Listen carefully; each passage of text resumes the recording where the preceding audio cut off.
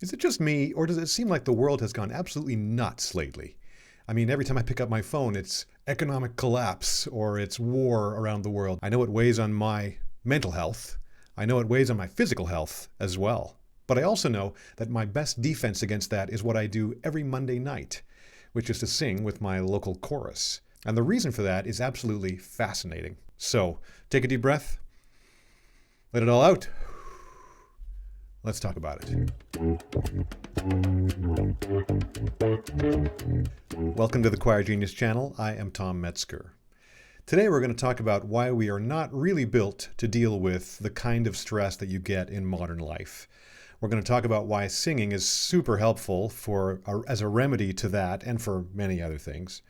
And we might even get into why you might want to start a choir near yourself, even though that might seem crazy. I assure you, it isn't as crazy as it sounds. So first of all, why are we so ill-equipped to deal with stress of the kind that we get in modern life? Well, we evolved in a very different scenario where we were hunting and gathering. So what is that like?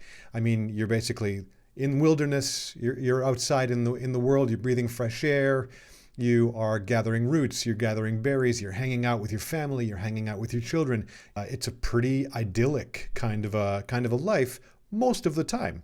So you're calm, you're not stressed, you're in the moment. And then it's punctuated by moments of extreme terror because there's a bear or a saber-tooth tiger that's attacking you. That's what we're built to deal with. Long periods of calm, brief periods of insanity, right? And then your body goes into fight or flight mode. That means you've got more energy. It means it shuts off different systems, turns on other things so that you can fight or you can run away. That's what we're built for. Whereas contrasting that with modern life, it's nothing like that. We're basically physically secure and safe most of the time, but you are worried about the state of the world, climate change, your bank account. You're worried about how you're perceived in your social group.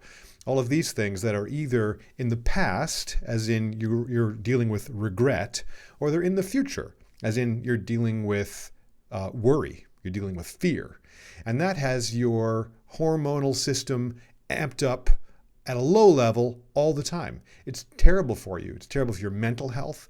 It's terrible for your physical health. And what you desperately need is a way to calm all of that down. And there are lots of ways to do it, but one of the very best ways is singing with other human beings. I've told people maybe 100 times in my life as a kind of amusing anecdote that no matter how crappy I feel after a day at work, after the stresses of a regular day, no matter if I have no energy or I don't want to go, I know that if I do go to chorus, I do go to choir, I stand on the risers with my singing buddies and I sing for 3 hours, that almost immediately when I get there and for hours afterward, I just feel better. It's like that off switch that for stress that I've always wanted to have. But now it doesn't feel like some amusing, isn't this funny kind of a thing. It feels so much more important because life has gotten a little bit more crazy with the transition we're going through in the world right now. It's like I need it even more than I ever did. And why is that? What is it about the singing that makes you do that? Well, one thing is if you're up there singing with people, you're not thinking about the past, you're not thinking about the future. You're actually thinking about what's happening right now. So you are focused on making music, you're listening to other people, you're breathing along with other people. You are on a team with people trying to build something together.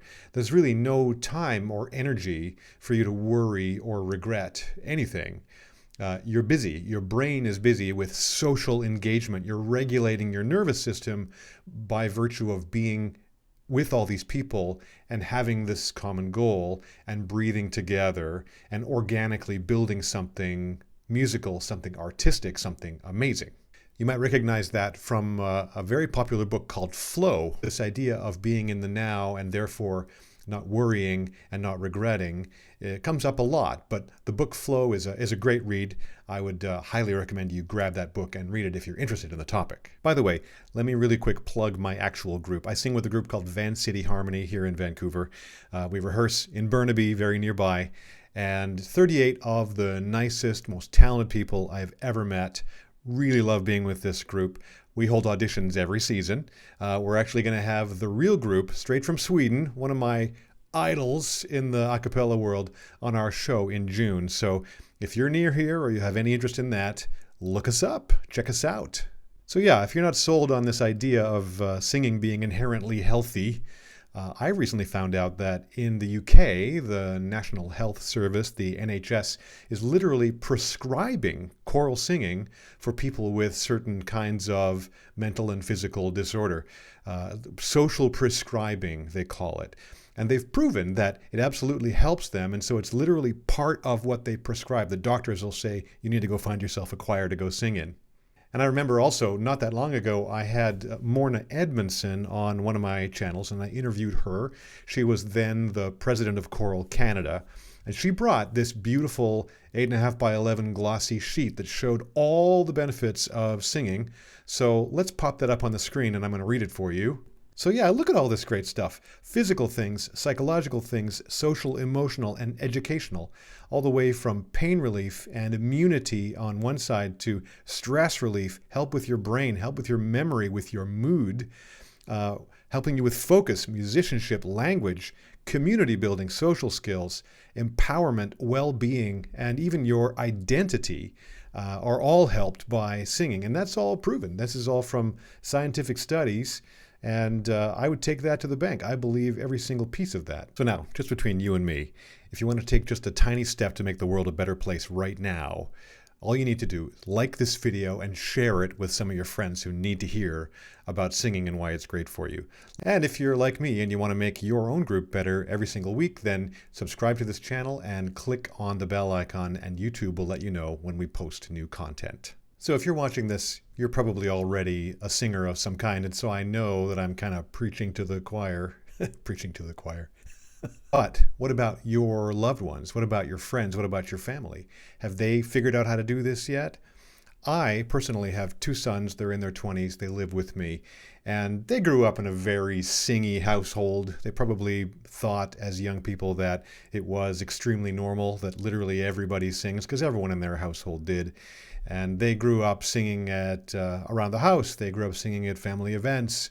And they did wind up joining the Vancouver Youth Choir. And then, because of life conditions, one way or the other, priorities and such, they both dropped away from that. And so I was, low-key agitating all the time, like, hey, have you thought about going back to choir?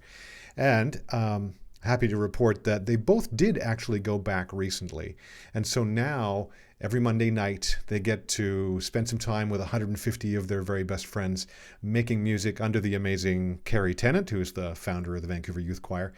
And I can see that every time they come back and they're happy, and they've had a little bit of a remedy from that isolation and that sort of constant doom scrolling and worrying about stuff that people, and especially young people, all suffer from. So let me just do a quick shout out to the Vancouver Youth Choir and to Carrie Tennant. What you do really matters. It matters to me. It matters to my family. It also, I think, matters to just hundreds of people, maybe thousands of people in Vancouver and around the world. So thank you again for everything that you do.